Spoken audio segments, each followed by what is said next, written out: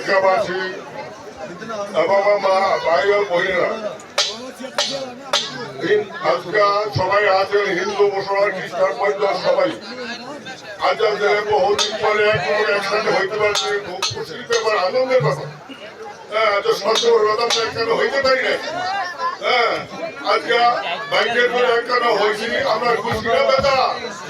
আজ সত্য হইলে আমরা একসাথে হইতে পারি নাই। হ্যাঁ, মনে বড় কষ্ট।